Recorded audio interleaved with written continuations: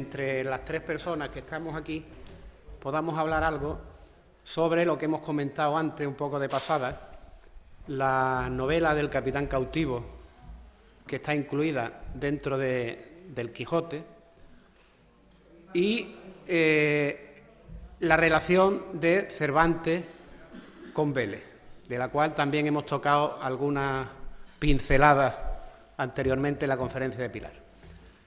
La idea de sacar este tema es porque nos parece un interés especial. Cervantes, cuando habla de su novela del Capitán Cautivo, dice que, bueno, conocéis el Quijote, me imagino, sabéis que el Quijote va enlazando historias a través de las andanzas de Don Quijote y Sancho. Y hay muchas historias, y además muy interesantes, pero Cervantes habla de que hay dos de esas historias que por sí solas podían haber sido independientes.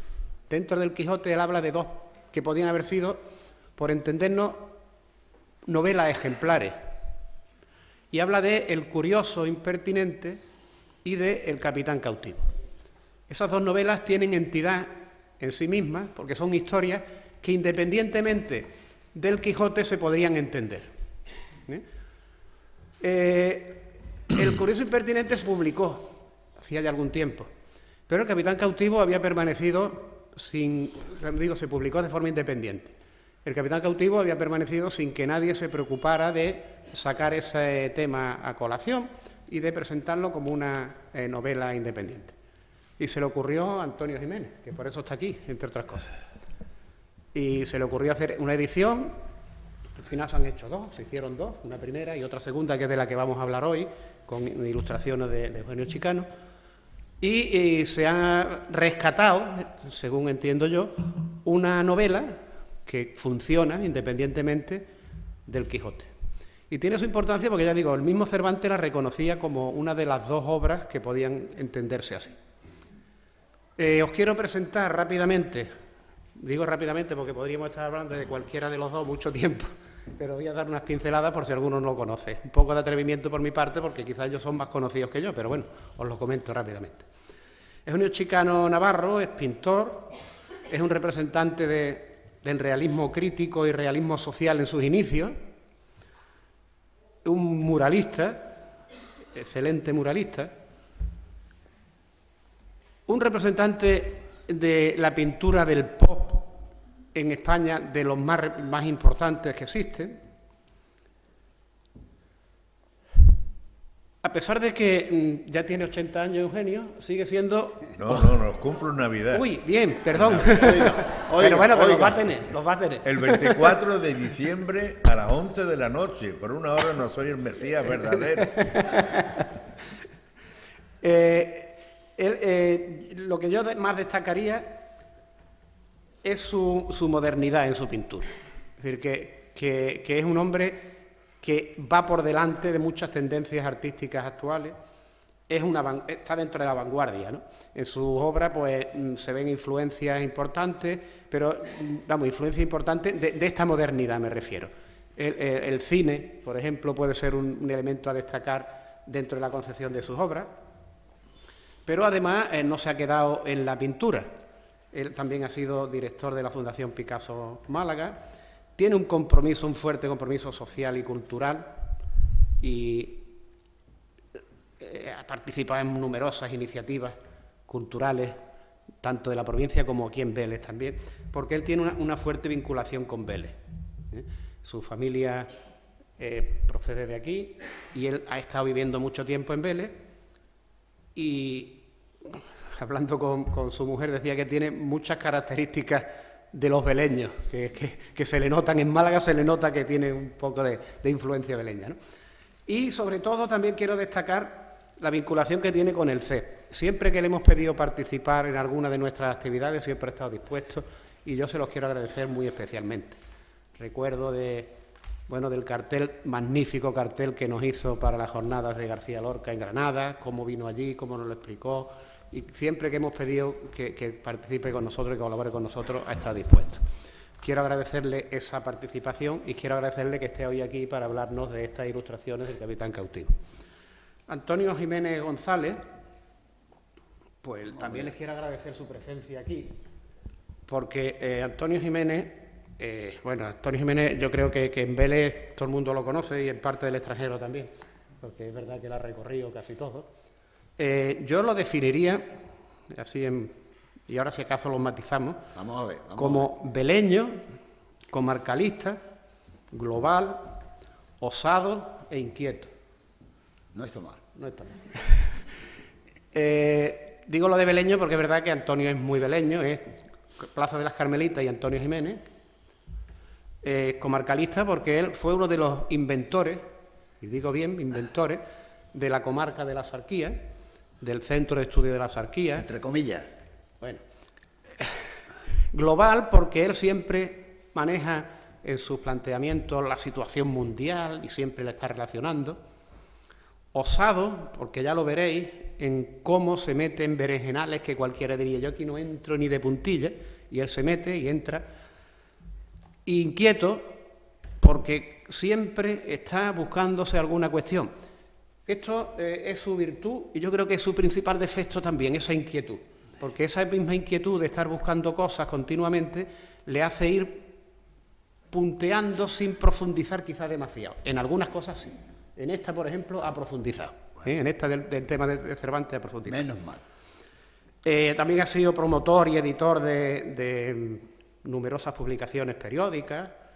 En esta zona fue el primero que sacó periódicos gratuitos cuando todavía ni se conocían. Tiene una amplia trayectoria en ese campo. Inventó el Día de la Sarquía, la Noche del Vino, las rutas de la Noche del Vino de Cómpeta, las rutas de la Sarquía, ruta del vino de aguacate, ruta del sol, eso se lo inventó él también.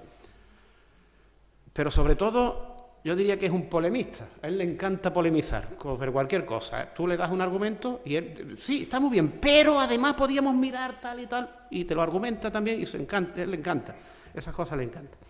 Bien, en la edición que nos trae aquí del Capitán Cautivo, pues él, como ya decía antes, rescata esta obra del Quijote y hace dos ediciones, una que es aquella que tiene allí y otra que es esta, que me parece también magnífica, que es la que digo que ha ilustrado Eugenio, que esa no la conocía. Ahí. Gracias. Y además, como os comentaba antes, él ha estudiado estos temas y nos va a hablar también de la culpa veleña del Quijote. Ni más ni menos. Él mantiene, ahora lo explicará, pero yo lo avanzo, que el hecho de los dineros que Cervantes no cobró en Vélez, o que sí cobró, pero después, ahora lo explicará él, es lo que lo llevaron a la cárcel de Sevilla, y en Sevilla es donde Cervantes reconoce que allí empezó a imaginarse la escritura del Quijote. Entonces él habla de que Vélez tuvo la culpa de que Cervantes escribiera el Quijote, y lo argumenta con sus cuentas, con sus visitas y con toda su historia. Entonces, yo le voy a dar la palabra a Antonio para que nos hable un poco de la edición del Capitán Cautivo, con intervención de Eugenio también, cuando él hable de sus ilustraciones, y luego ya después pasamos a hablar, si te parece, de lo que las cuentas y la culpa. ¿Te parece, Antonio? Muy bien. Pues cuando usted quiera. Bueno, saludo a los profesores y amigos asistentes. Perdón, ese papelito que va pasando, ya lo veis, lo ha escrito Antonio para que centremos un poco la cuestión. Perdón. Sí, bueno. En principio, bueno, esto ha calentado motores, Pilar Pezzi, haciéndonos una excelentísima crónica de política internacional, más aguda, honda, de los tiempos, de la España de los tiempos de Cervantes. Y en la presentación de la Viga Antonio, pues claro, me ha planteado de tal manera que habría por lo menos el tiempo. Pilar, me ha dejado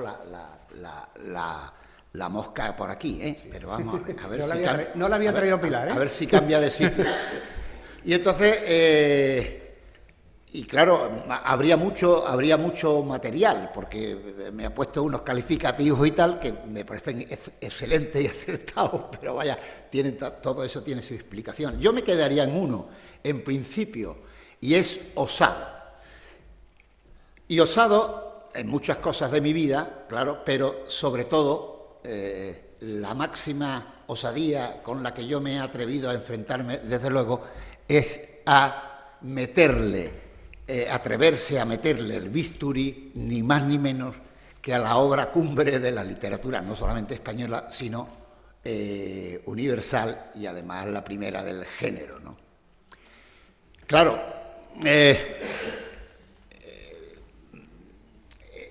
¿cómo explicar esto? Y esto tiene diferentes vías por las que entrar a este tipo de explicación. Yo no sé si hay tiempo, no comparto, yo no soy un tipo muy avezado en este tipo de marcar los tiempos y saber exactamente lo que se dice. Antonio, espero que me oriente un poco en la cuestión. Quiere decir que es más anárquico, de los tiempos. Y entonces, porque la cuestión del capitán cautivo, esa operación de extrapolación que yo ejecuto en esa novela del Quijote, claro, no es un texto definido, determinado. Me he olvidado de traerme precisamente una edición que se ha hecho, últimamente ha salido una edición de El Capitán Cautivo en un librito, y claro, y esa es la diferencia de la operación que yo hago con la operación que haría, pues me atrevo a decir, con todo el respeto de los que lo hicieron, cualquiera. Y es porque el Capitán Cautivo se le puede sencillamente entrar, no sé si ustedes conocen algunos y tal, o conocerán, el Capitán Cautivo es sencillamente que en la venta del Palomeque se encuentran allí el corpus de personajes del Quijote, no solamente con Don Quijote y con Sancho, sino con Cardenio y todo ese tipo de personajes, donde ahí a esa venta llega el Capitán Cautivo, Ruy Pérez de Viedma, con la mora Zoraida. Y entonces, pues bueno, las parabienes de bienvenida se reconocen, charlan, y entonces entran, le piden, como era evidentemente un personaje singular, no solamente por la compañera que llevaba, ¿no?, la bella Zoraida, sino que claro, él en sí mismo era un personaje, si no enigmático, por lo menos curioso, singular, ¿no? Y entonces ya entran en conversación y les piden que cuente su vida. Y de ahí que hay un momento determinado en el cual empieza diciendo en las montañas de León, y entonces donde está el padre con los 3 hijos, y entonces ahí empieza, digamos, lo que sería estrictamente la narración del cautivo. Pero claro, también tendría su final concreto en algún sitio, por ejemplo, que podía ser Vélez Málaga, donde cuando llegan los cautivos con Ruy Pérez de Viedma a la cabeza, pues entonces ya se dispersan, están 6 días en Vélez y se dispersan. Pero en cambio, esto sería así, pero yo, de una manera osada, pero esta osadía sobre todo era sencillamente porque era fiel a mí mismo, a mis sensaciones, a mi consideración sobre el texto. Yo podía haber cortado y haber hecho sencillamente en las montañas de León, cuando empieza y tal, y entonces coger y hacerlo tal cual y haberla editado y punto, ¿no? Y ese es un librito ahí de 100 páginas donde en vez de hacer aquello hice esto, ¿no? Que esto, por cierto, bueno, ya después hablaré. Y entonces, claro, y entonces yo barruntaba en todo eso, no tenía las grandes referencias académicas, pero sí el barrunto de una persona medianamente culta y conocedor y siempre amante de hombre, y el Quijote de alguna forma. Y entonces yo entendía que, por ejemplo, por decirles un caso concreto, ¿no? Hombre, ¿cómo se puede arrancar la historia del cautivo del Quijote sin traernos el discurso de las armas y de las letras, que es una de los textos joyas del Quijote? ¿Y por qué? No es porque estuviese en un contexto distinto, porque yo detecto que está perfectamente integrado en el texto y el contexto en el que entran, como he dicho, en el ambiente de la venta donde entra esta pareja, ¿no? Y entonces, claro, siendo consciente de que existía un contexto de personaje anterior al cuento, digámoslo así, del capitán cautivo, allí estaba todo ese ambiente genial y quijotesco, y esto me parecía de una riqueza formidable.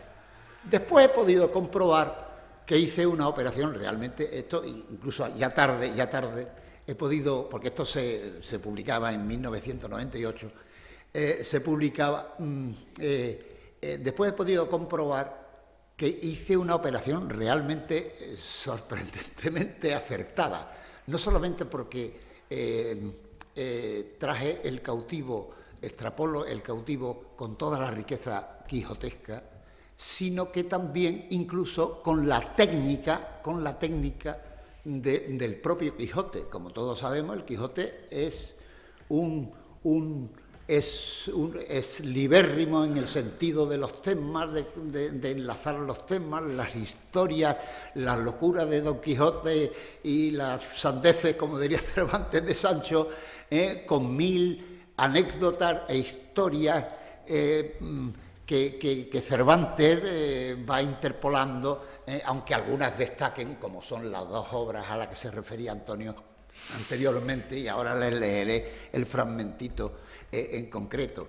Entonces, en todos esos fragmentos, historias que se van encontrando en el Quijote y así van funcionando,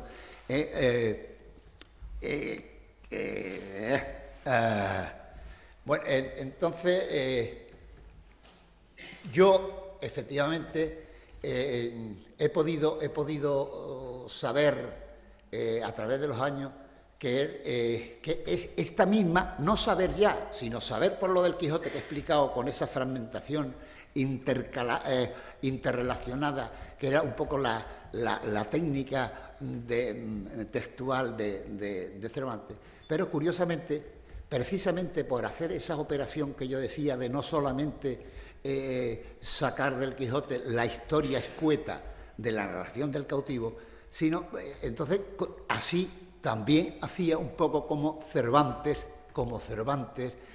hacía con el Quijote. Si yo hubiese sacado solamente el cuento, hubiese sido pues la novela al uso, no hubiese sido el Quijote, si hubiese sido una narración continuada y monotemática de una serie de personajes definidos, y no de saltos y piruetas, hubiese sido una novela más de aquella época.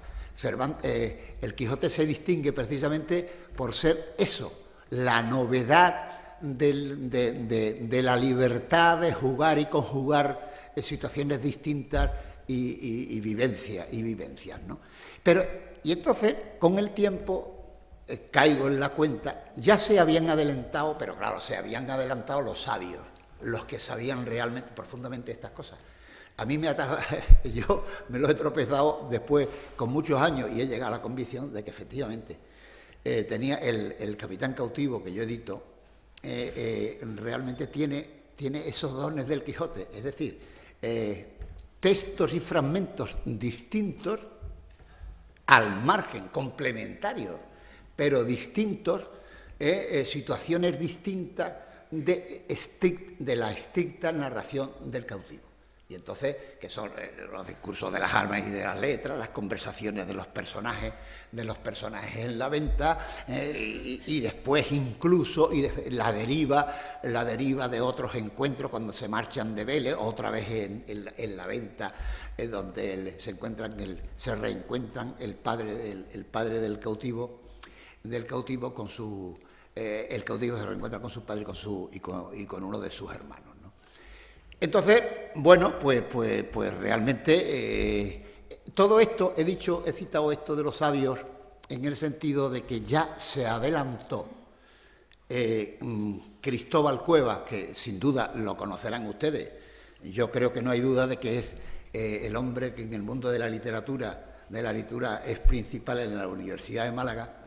Y si ese dato no fuese totalmente cierto, yo afirmo que ha tenido el Quijote, es la máxima autoridad malagueña que haya participado en el mundo de las ediciones del Quijote. Es uno de los anotadores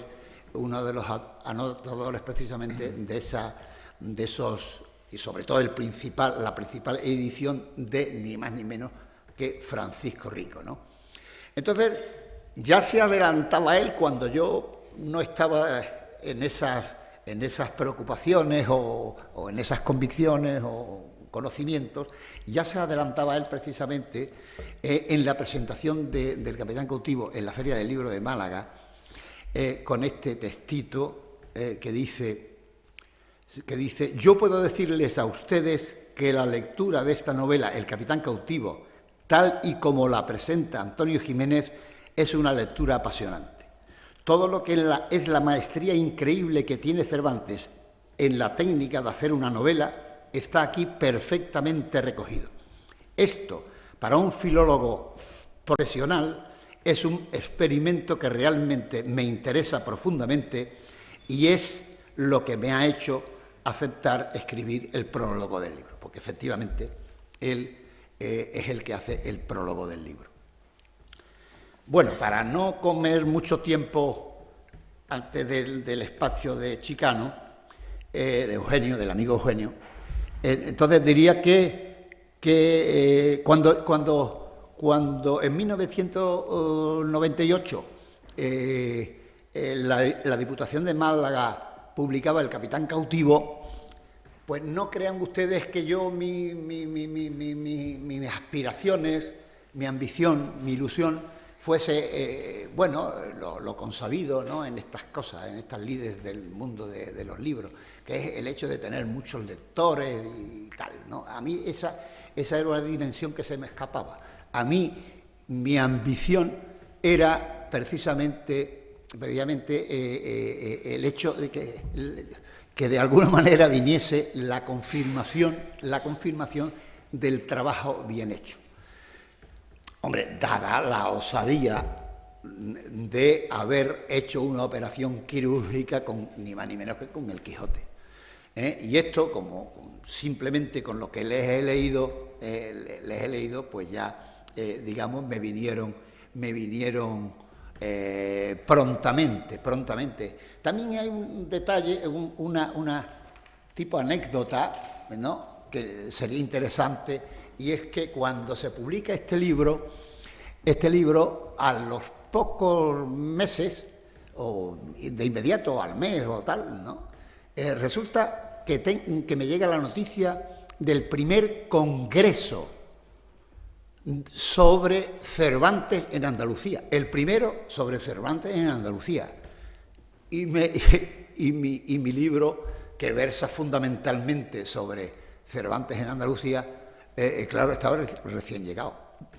Hombre, de alguna forma se me pasó por la imaginación, hubiese estado bien que la fecha hubiese sido intercambiar la fecha, ¿no? Hubiese salido ese primer congreso, hombre, y después yo con esos materiales que podía haber haber hecho El Capitán Cautivo. Bueno, inmediatamente esto fue en Estepa, creo, y me metí allí con unos cuantos ejemplares, con la idea simplemente de asistir a aquello, ¿no?, de conocerlo, no era asistir como numerario, digamos, de ese curso, sino conocer a al personal y cómo era aquello, ¿no? Más o menos lo que se decía, lo que se barruntaba por allí. Y entonces conocí el director de ese evento, era catedrático de la Universidad de Córdoba, Pedro Ruiz Pérez, y entonces tuve el gusto de conocerlo y poder charlar un rato con él y leer, como era lógico, pues le dediqué mi libro y se lo dejé, se lo regalé, ¿no? Después conocí a personajes, porque el Congreso tenía bemoles, realmente había personajes como, por decirlo así, nombres comunes y conocidos, Antonio Muñoz Molina, por ejemplo, ¿no? Y así, imagínense, del tenor serían los demás también, ¿no? ¿Verdad? Entonces, bueno, pues aquello pasó, estuve yo allí un día muy bien, pulsando la opinión, viendo, escuchando, tal, muy bien, estupendo, y resulta que a los varios meses me llega esta carta de Pedro Pérez Ruiz, que como ya he dicho, Universidad de Córdoba, departamento tal, y además que es del Instituto Cervantes o Asociación de Cervantistas Españoles o cosas por el estilo, o sea, que y además el director del primer Congreso de Cervantes en Andalucía. Lo digo, os recuerdo, porque lo mío no era buscar lectores o encontrarme con lectores, sino la confirmación del trabajo bien hecho, sencillamente. Y entonces dice: estimado amigo, Córdoba, 14 del 12 de 1998. Dice: estimado amigo, la lectura de su original edición del Capitán Cautivo no solo ha recreado de manera vívida los gratos momentos pasados en Estepa, sino que me ha descubierto una nueva perspectiva. Claro, esto es absolutamente sorprendente, si se le presta atención. O sea, a un cervantista profesional y de la lengua española, como filólogo y tal, y además especialista en Cervantes y tal, hombre, que mi libro le cambiase la perspectiva, y agrega una nueva mirada sobre la obra de Cervantes, con un ardor, y ahí enlaza con Antonio cuando habla de mí, dice, con un ardor en el que convive la pasión por la obra de este autor, por su figura y por la tierra natal, en difícil pero armónica conciliación. Claro, bueno, puedo agregar, dice, la naturaleza miscelánea del volumen y el cuidado por su aspecto más material, papel, tipografía, composición, ilustraciones, facsímil, son elementos adicionales para leer con placer e interés una obra de la que tanto tenemos que aprender. Claro, naturalmente esto realmente me llegó, además de la satisfacción, encima la convicción de decir, oye, que yo me he atrevido, pero me he atrevido y por lo visto el resultado es un resultado mínimamente, o por lo menos sólido, ¿no? Bien, esta primera edición de la Diputación está ilustrada, la ilustraron, la parte del prólogo, mi introducción la ilustraba Claudio López, Claudio, que siempre ha tenido mucha fama y sigue teniendo, y lo es sin duda, de ser un tipo así como dibujante muy realista, ¿no? Y entonces me venía bien para esa introducción, donde había que poner las islas de Arriarán de Málaga o la fachada de la Cárcel Real de Sevilla, cosas por esto. Y después ya en lo que era la novela de Cervantes en sí misma, hombre, pues estaba claro, en vez de la aspiración de que quien te ilustra eso no había ninguna duda, era Francisco Hernández, Paco Hernández, que en fin, que todos imaginamos, lloramos su ausencia. Después, en el 2005, en el cuarto centenario de la primera parte del Quijote, tuve la ocasión, como es natural, y entonces me procuré la posibilidad de una segunda edición con una filosofía distinta estéticamente, porque este libro, en fin, esto lo maqueto yo absolutamente. O sea, la Diputación solamente lo que hizo fue imprimirla.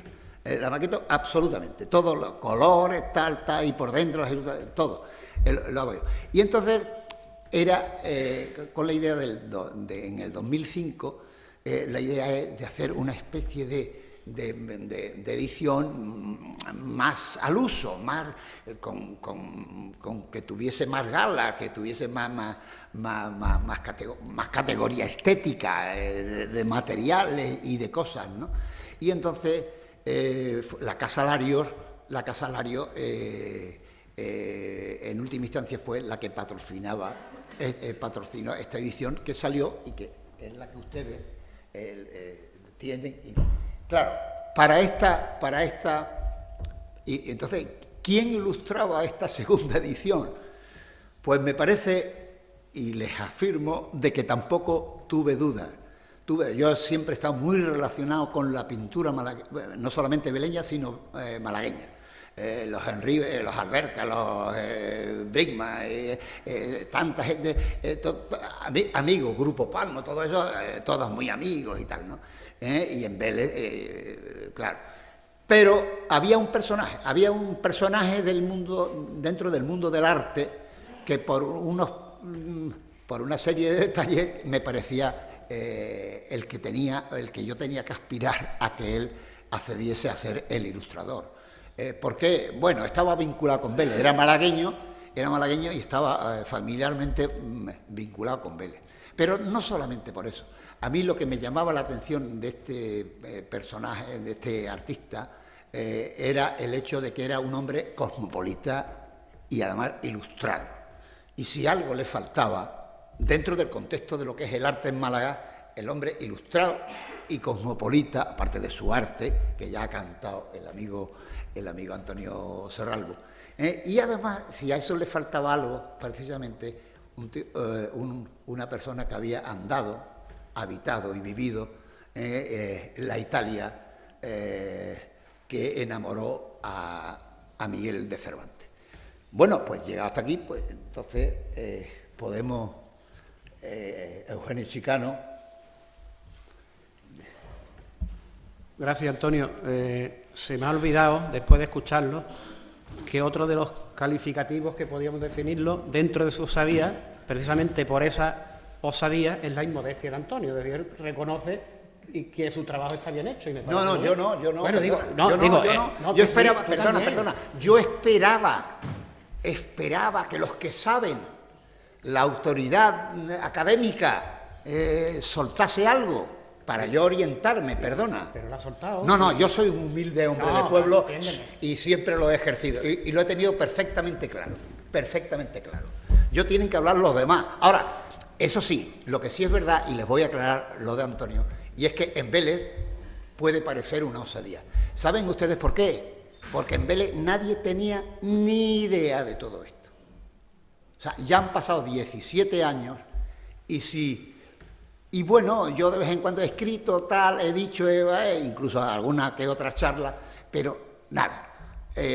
Aquí nadie respondió porque nadie sabía. Aquí se sabía la frase consabida de gracias sean dadas tal, porque aquí hemos llegado. Y entonces lo que sí es verdad es que bueno, fue precisamente, y durante 17 años o 16 años he vivido mi vida pueblerina y beleña, que es la mía y con todo el orgullo, pero sin querer levantar nada, tranquilo, adaptándome a lo que había. Bueno, lo que pasa,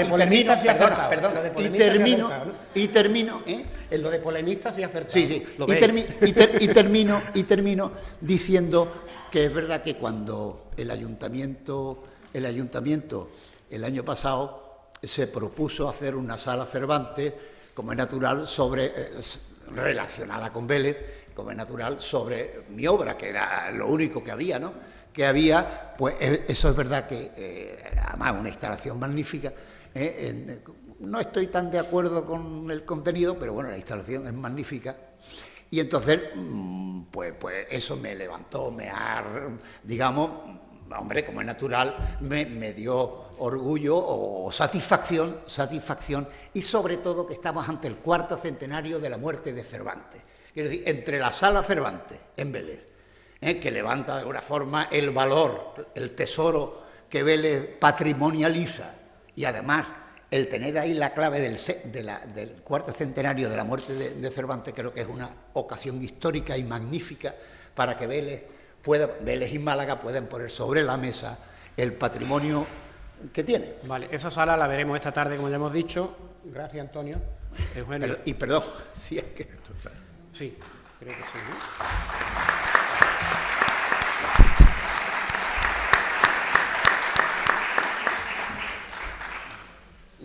Amigos paisanos, pongo en vuestro conocimiento que estoy encantado de estar aquí. Además, para charlar sobre una obra Arcep, que son, por mi contacto con Bauti, lo conozco muy bien y sé mucho de vosotros sobre esto, la presencia del ayuntamiento en la persona del concejal de Cultura y amigos que entreveo por ahí, algunos que creo conocer y no los focalizo bien, yo vengo poco, pero vamos, de todas formas me encuentro como en mi casa. Antonio me vino a visitar para ver esto del Capitán Cautivo, con la triple valencia de ser una cosa para Vélez, segundo, venir de la mano de Antonio, y tercero, Cervantes, ¿no? Cervantes ha sido odiado por toda la escolanía española porque nos los han hecho ver en una edad muy mala, 9 y 10 años, hacer el ingreso con un dictado que casi siempre era horrible, no teníamos la ortografía suficiente como para tener tranquilidad para ese examen. Y de aquellos años, creo, hasta que hice el ingreso y lo aprobé con una falta de ortografía, usé alma con H. Y claro, digo, aquí esto hay que ponerle algo delante porque esto no es alma, no puede ser así tan simple. Pero vamos, le agradezco que en aquella lectura me tocó el repudio que le hace Don Quijote a Sancho de no comer ajos ni cebolla, que era eso, un síntoma de vulgaridad, y desde entonces no tomo ajos ni cebolla. Bueno, por algo saqué. Bueno, vamos a lo nuestro, que es El Capitán Cautivo. Me leí las notas que me mandó Antonio y después estuve hurgando también por la novela. Y me pareció un trozo de escrito fascinante, ¿no? Entonces, claro, los pintores decimos, bueno, esto está muy bien, lo vamos a hacer. Ahora, ¿cómo? Y hice un acto de fe al expresionismo crítico que nombraba hace poco nuestro amigo Serralbo. Un expresionismo crítico libre, pero no fuera de cacho, no fuera de ambiente. Me refiero a esto, a los trajes, la manera de vestir, la manera de moverse, cómo son las mujeres, cómo van vestidas, cómo son los convites, y en eso sí me entretuve en vestir a todos los posibles personajes que iban a ir en esta obra. Y después di toda la libertad al brazo de hacer una cosa muy libre y, como digo, muy documentada en ello.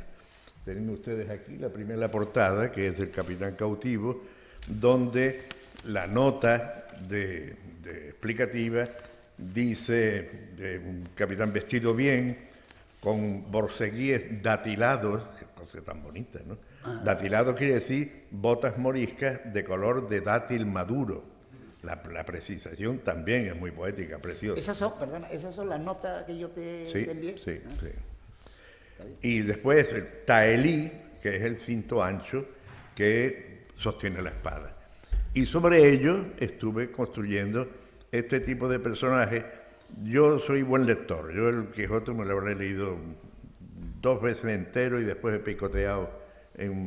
Me encanta el lenguaje. Y después, sobre todo, he tenido la oportunidad de verlo en la distancia, de sentirlo en la distancia, incluso leerlo en la distancia, comprándolo con Manzoni, con letras, y Promessi Sposi, con Italia, con otros, Holanda, Alemania, Francia incluso, y llegando a la conclusión, sin nada de chauvinismo, de que el idioma español es el que más arropa y hace vivir estos personajes tan absurdos, pero tan tremendamente maravillosos. Creo que para un pintor o para alguien que pueda hacer una obra artística Lo primero es empaparse de todo y después libremente hacerlo, con los flash y los recuerdos, pero ya eso viene ya dentro de tu manera.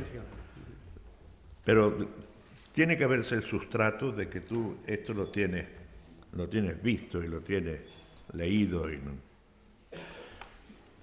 Y esta es la última, en la entrada de la venta que cree Castillo, Don Quijote monta la centinela prometida. Esta es la escena clásica de Quijote Centinela. Aquí ya está vestido de guerrero, lleva su adarga, el escudo, los zapatos con espuelas, la bacía, y en el fondo un paisaje castellano con estos pórticos y el tipo de construcción, con una luna en el fondo, un claro de luna, y el hombre impertérrito que hace su guardia. Sí, amigo, este ha sido mi trabajo, mi colaboración en este libro exquisito, que, como verán ustedes, lo conservo a su tamaño con un cuidado espléndido. Pero es de los encargos, lo echo de menos en la exposición, que no hubiera estado expuesto, pero vamos, no sé cómo, yo no estuve en el montaje, ¿no? Y es de las ocasiones que tiene tanta, como digo, valencia en este encargo, ¿no? Primero, hacerlo para tu pueblo. Yo nací en Málaga, pero soy hijo adoptivo de Vélez, con muchísima honra, y encantado de serlo. Hecho en una circunstancia tan tremendamente importante como fue presentar el Capitán Cautivo de nuevo, reivindicarlo hoy, cuando estamos hablando de estos aniversarios, viniendo de la mano de un amigo, Antonio Jiménez, que yo conocía desde los claveles portugueses hasta hoy, le tengo un gran aprecio y admiración. Y delante de vosotros, que aunque no hayamos intimado, yo me siento como en mi casa, intuyo cuáles son fulanos, quién es mengano, la niña de no sé cuánto, no lo tengo muy claro. Eso me lo perdonan ustedes por falta de frecuencia. Y como digo, agradecerle muchísimo al Centro de Profesores que me haya invitado, la colaboración de Bauti, la presencia del concejal y reivindicar otra vez mi disposición a la ciudad, al ayuntamiento, lo que ustedes quieran de mí, estoy a vuestra disposición por entero. Muchas gracias, siempre con el permiso de mi señora que está detrás.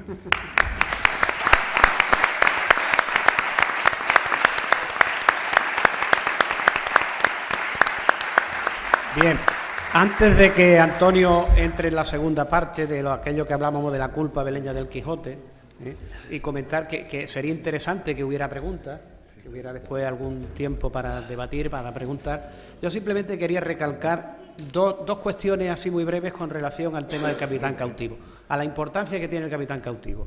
Es decir, la novela en sí, como él ha dicho, incluye el discurso de las armas y las letras dentro de esa narración, y que él lo ha mantenido, me parece que sabiamente lo ha mantenido, porque tiene mucha relación con el tema. Es decir, un capitán que es capturado, que está en Argel, y que gracias al amor que Zoraida siente por él, se puede rescatar. Entonces, es muy pertinente el tema de que se hable de las armas y de las letras, porque este hombre defiende las armas. Pero fijaos que Cervantes es quien escribe, y es un poco el trasunto de este capitán. Ahí ha hecho la reseña Eugenio en uno de los pasajes donde en Argel dice que solo se libró con bien un soldado español llamado de Saavedra. Cervantes, tal de Saavedra. Tal de Saavedra, exactamente, tal de Saavedra. Cervantes se identifica muchísimo porque posiblemente todas esas vivencias o parte de esas vivencias que cuenta el cautivo son las que él vivió. Es decir, que tiene muchísima importancia el tema, ¿no? Y luego con la relación que hace de los lugares beleños, pues yo creo que también es importante. Dicho esto, y agradeciéndole a Eugenio su intervención, magnífica como siempre, pues Antonio, a ver si nos hace un resumen clarito, complicado, pero clarito, para que podamos... Ese es el objetivo. Lo que sí me tendrán tú y ustedes que admitir que aquí en un corto espacio de tiempo y sintetizar la cuestión, yo lo voy a intentar un poquito, pero eso no es... Como ya la tienen por escrito, puede Sí, ayudar. bueno, pero vaya, que eso no es ni mucho menos la explicación que realmente tiene que ver con todo esto. Pero vaya, yo voy a buscar una síntesis. Te digo, no quemes todos los cartuchos, que el año que viene es el año de Cervantes, habrá que dejar algo No, para hombre, el no, año que viene. pero además ni hay tiempo ni es nada, y además el tema es tan enorme y tan importante, tan trascendente, que no hay lugar. Bueno, pero yo quisiera dejar constancia un poco del comportamiento de Eugenio Chicano cuando la colaboración de las ilustraciones con el Capitán Cautivo. Aparte de la amistad que nos unía y la mutua cariño y simpatía que nos tenemos, él lo hizo fenomenal, me hizo fácil. Yo intenté hacerle lo más fácil posible, con los textos, estos, tal, explicando las cosas, y él me hizo fácil también la comunicación para que eso se realizase. Al final, él tuvo el detalle de sencillamente regalarme 21 láminas suyas, además graciosamente, sin más condiciones. Láminas que después de tanto tiempo, con motivo de la sala Cervantes, pues entonces yo he hecho una donación al ayuntamiento para la sala Cervantes de Quijotes y algún material que yo he podido usar, y también las láminas de Paco Hernández, de Claudio López y las de Eugenio Chicano. En el tiempo agradecido, Eugenio, por supuesto. Bueno. Bien, para ir a la culpa, yo, que soy un tipo, si soy algo un poco como él, de esta gente extravertida, de la gente que suele decir las cosas como las piensa y las siente, o sea, en cualquier contexto, en cualquier situación. Hombre, las maneras pueden variar como es natural, ¿no? Entonces, yo, la verdad es que mi venida aquí, yo he venido aquí con una intención, y es la intención. Recuerden que ya esto salió a la luz hace 17 años, o sea, que hay cosas que están ya maduras y como con la digestión bien hecha, ¿no? Entonces, mi intención era el hecho de, ya que esto era un curso de profesores, transmitiros de alguna manera, convenceros, porque vosotros sois el hilo conductor o la estación vehicular de conexión con la juventud, con los jóvenes, y con lo que se puede llamar, bueno, con la gente, con la gente. Y entonces yo convenceros del tesoro que Vélez Málaga, y por lo tanto Málaga y su provincia, Málaga, pues encierran.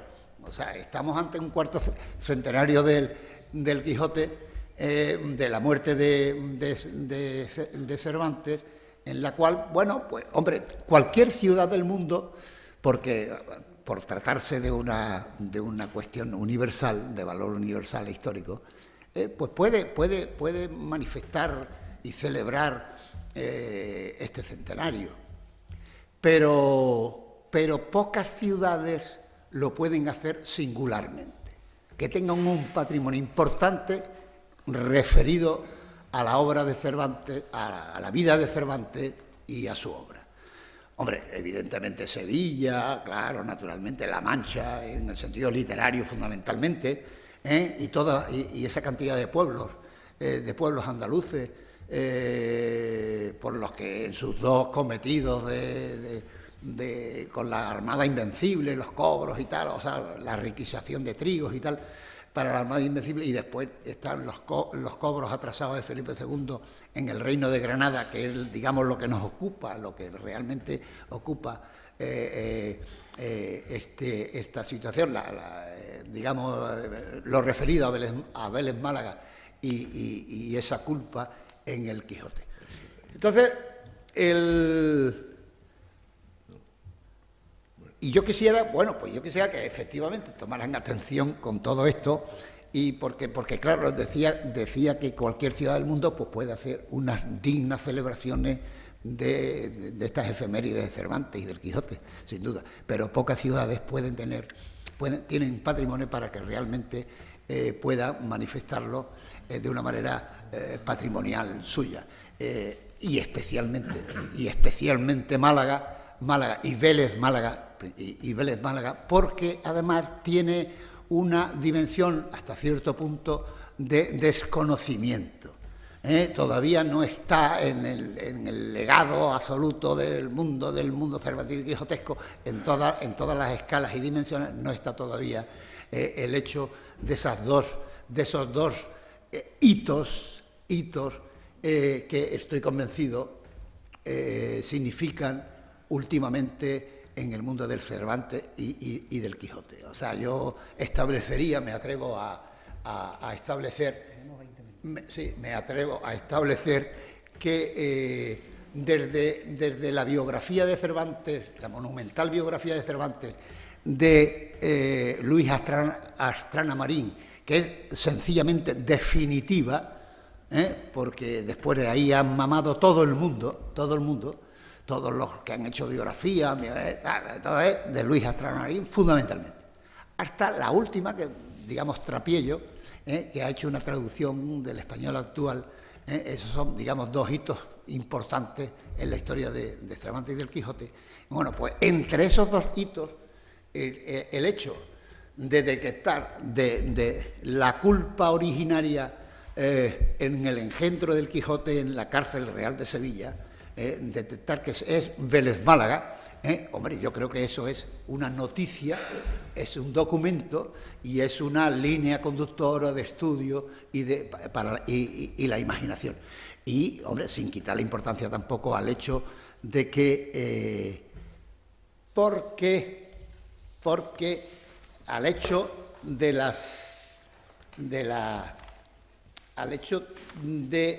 la novela en sí mismo, el ser editada 400 años después.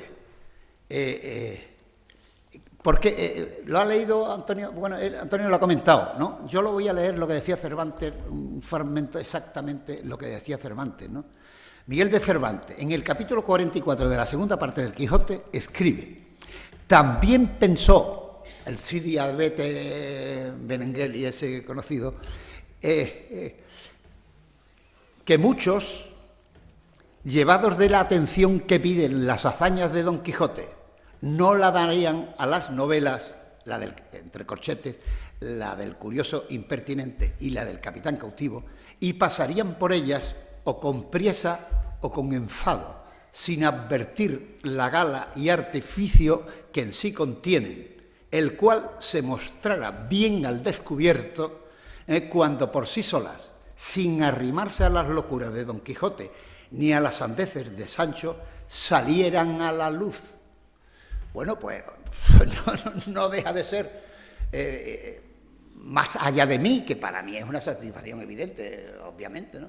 Pero, hombre, pero para el patrimonio histórico y artístico y cultural de Vélez Málaga y Málaga, no deja de ser un patrimonio importante de que haya sido en Vélez Málaga, donde se haya dado 400 años después, se le haya dado satisfacción a don Miguel de Cervantes, ¿no? En esta aspiración de que viesen por sí solas la luz estas novelitas que, como dice Antonio, la primera fue editada, pero no muy satisfactoriamente, porque fue en un libro al lado de La Silva de Medrano, donde la mete al final. Entonces, muy además también El curioso impertinente, esa sí que es una novela perfectamente delimitada, una historia de personajes perfectamente delimitada. Eso no tenía más operación, digamos, ni estudiosa, ni hacía falta ningún atrevimiento, simplemente sacarla y editarla. Eso es controvertido, porque claro, yo mismo lo digo en mi libro, porque el primer gran biógrafo de Cervantes, Martín Navarrete, resulta que el tío lo expone y cuenta el que el primer traductor al francés del Quijote, César Uden, es el que hace esta operación con el Capitán Cautivo, la primera de las dos novelas que Cervantes le gustaría que viesen la luz por sí sola. Pero claro, perdón, no, al final se termina, pero yo llevo el ritmo, déjame, Antonio. Y entonces, sí. Perdón. Me interesa que lleguemos a las cuentas. No, pero las cuentas tienen poca conversación, después tendrán que mirarlas ellos, yo no voy a ajustar las cuentas, yo las citaré, diré alguna cosa y ya está. Y entonces resulta que claro, es controvertido por el hecho de que claro, César Navarrete cita este caso como que este primer traductor la publica en el 1608. Pero claro, esto es una cuestión que yo planteo, porque la biografía de Navarrete ha sido, en el 2005 ha sido editada por la Universidad de Málaga, realmente una edición espléndida, y allí consta esto. Pero claro, yo detecto, y cualquiera detectaría una contradicción, pero es que 8 años después, el mismo Cervantes, porque dice Navarrete que tuvo conocimiento de Cervantes y le animó a publicar las novelas ejemplares y tal, y todo este tipo de cosas, ¿no? Pero claro, es que en el 2016, Cervantes, como ya les he leído, él no alude a que se haya publicado nada del Curioso Impertinente. Él dice que hay 2 novelas ahí que le gustaría ver que algún día viesen la luz por sí sola, pero no cita a Cervantes. Esperemos, bueno, puede ser que él lo desconociese, y efectivamente se editó aquella. Lo que está clarísimo, y es evidente, que 400 años después, digamos que yo satisfacía los deseos de don Miguel de Cervantes. Bien, de la novela ya hemos hablado un poco, hemos tocado algo al principio, y sobre la cuestión de la culpa beleña en el Quijote. Claro, la culpa del Quijote ya estaba planteada por una serie de autores. Unos decían, hombre, los campos de Andalucía, otros decían que habían dado el laberinto que había tenido Cervantes y tal en Andalucía, esas vivencias, lo habían curtido tal para poder hacer el Quijote, pero no estaba claro. Los dineros, las cifras, los números, las cosas, las cuentas, eran culpables, evidente, de que en la cárcel de Sevilla engendraba al Quijote. Porque claro, lo del engendro no hay duda, no sé quién ha dicho aquí, así un poco lo ha dicho sin contundencia, ¿no? Él, en el prólogo del Quijote, dice que aquello de que como el que se engendra en una cárcel, ¿no? Un tal Avianado y Feo, no me acuerdo ahora mismo de la introducción, se engendra en una cárcel. Eso está ahí.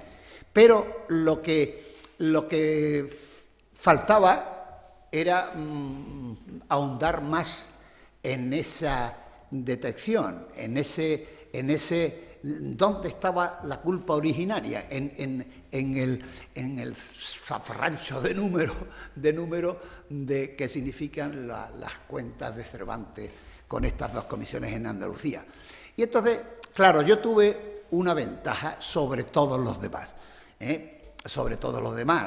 que me han antecedido, y es sencillamente porque yo era beleño. Y el hecho de ser beleño de nacencia y de vivencia, pues claro, cuando empieza uno a vivir y a leer las cosas, y dice, bueno, hombre, esto es Vélez. Hombre, cuando ya se conocen algo las cuentas, ¿no? Dice, hombre, Vélez. O sea, Vélez evidentemente es la culpa originaria del Quijote. Le voy a leer un texto, por ejemplo, que se toca este tipo de cosas porque ellos no eran beleños, claro. Y entonces dice, por ejemplo, Navarro y Ledesma, porque además son textos preciosos que merecen la pena ser leídos, dice, los ciegos y los sordos y memos que hablan de Cervantes sin amarle y sin haber pensado en él y en las circunstancias de su vida, sino solo por darse pisto ellos y echárselas de literatos, suelen maldecir la temporada larguísima que pasó Miguel arbitrando trigo y aceite para la escuadra y cobrando atrasos de alcabalas y tercias. Los que tal piensan no comprenden que la ciencia de la vida ella misma la enseña y no ningún maestro, y que sin estos años de ires y venires, de malandanzas y venturas de Miguel por los pueblos, aldeas, cortijos, ventas y caminos y trochas de Andalucía, no tendríamos el Quijote. Esto lo escribía en el tercer aniversario, centenario en 1905. El mismo Astrana, que ya digo porque ahí es donde está la fuente documental de todo esto, lo único que pasa, claro, porque yo hablo de que yo he ajustado las cuentas y que se tiene y tal, bueno, pues yo lo que he hecho es hacerlas entendibles, hasta cierto punto, porque el que se meta en Astrana, claro, el atrevimiento es mayor todavía que el mío. Y es que el mío con la obra, y es porque tiene que andar a través de 100 y pico de páginas de números enrevesados y tremendos para poder enterarse de algo, ¿no? Yo, entre comillas, digo, hablando de méritos, porque claro, aquí no tenía documentación ninguna, entonces yo descubro que el Astrana Marín estaba en la Universidad de Sevilla, entonces lo mío, ir así como es, cervantinamente, meterme en Sevilla, en la Universidad de Sevilla, y hacer fotocopias de fragmentos y tal, con esos materiales, ¿no? Que la cosa tenía también su calvario. Y entonces, Astrana dice así también, dice, y no mire el lector con enfado esta interminable sucesión de números, pues de su involucración por los contadores de la Hacienda Real sobrevino la célebre prisión de Cervantes en Sevilla. Y de la prisión se engendró el Quijote. Ved la trascendencia del asunto y la necesidad de esclarecerlo para la buena fama. «Oh, feliz culpa», exclamará alguien, dice Astrana, si ella dio origen al libro portentoso. Bueno, pues hay una especie de frase ahí que dice, ved la trascendencia del asunto y la necesidad de esclarecerlo para tan buena fama. Evidentemente, a mí me lo ponían muy bien desde el momento en que, como beleño, me era fácil el poder calificar, identificar, es decir, bueno, esos números, porque esos números, exactamente los mismos números, los mueven todos, ¿no? O sea, es que Antonio ha hecho unas cosas. No, de eso nada. O sea, ni más ni menos que Jean Canavallo, que es, digamos, la biografía de Cervantes de las modernas de mayor prestigio, de mayor prestigio, resulta que este escritor francés gana el premio Goncourt de biografía con Vida de Cervantes. Bueno, el título es un poco distinto, con Vida de Cervantes. Y dentro de esa biografía, que puede manejar cualquiera, cita, sí, por 7 veces, cita los números de Vélez. O sea, cita a Vélez referido a los números, a esta culpabilidad no señalada, pero sí. Hay un momento en que casi llega, porque habla de las cuentas fantásticas de Vélez Málaga. Él cita a las 3 como que son los que, claro, el laberinto por el cual llevan a Cervantes a la cárcel de Sevilla. Puestos así, ya también citaría Alfredo Alvar, que también es Granada 1960, académico de la Real Academia de la Historia y autoridad en la historia moderna de España, y profesor de la Universidad Complutense. Los dineros de Vélez Málaga no habían llegado a las arcas recias y por ende Cervantes debía hacerse cargo del alcance. A 1 de septiembre de 1594, la justicia estaba en marcha para poder detener a Cervantes en caso de que no se satisfaciera la deuda. Y esto creo que lo pongo yo. No pudo, y por ello dio con sus huesos en la cárcel de Sevilla, donde durante 5 meses, según confiesa, engendra el Quijote. Bueno, pues, claro, que conste, yo he citado aquí algunos casos, pero esto está en todo, solamente que no ha salido a flote, o sea, lo pone a flote el capitán cautivo, y como les decía a ustedes, el capitán cautivo, pues bueno, pues ha trascendido con las autoridades malagueñas principalmente, bueno, y el cordobés también, Pedro Pérez Ruiz, que después vino a dar una conferencia sobre esta obra, él generosamente encantado vino, y además me parece que sin cobrar siquiera, vino a Belén Malagueña en el patio de Cervantes, de la casa de Cervantes, él dio una conferencia sobre Cervantes. Pero que todo esto lo han manejado todo el mundo, solamente que el detalle concreto de que todo este laberinto que dan con los huesos de la cárcel de Don Miguel, donde engendra el Quijote, todo esto, el origen está en los números, en las cifras, en los dineros de Vélez Málaga. Bueno, podríamos, como es natural, hay mil vectores de salida y de entrada, pero yo creo que lo que a mí ahora mismo me conviene es, porque claro, noto la presencia de Antonio Serralbo y entonces lo que es coger chitón y agradecer a ustedes que me hayáis prestado una cierta atención. No.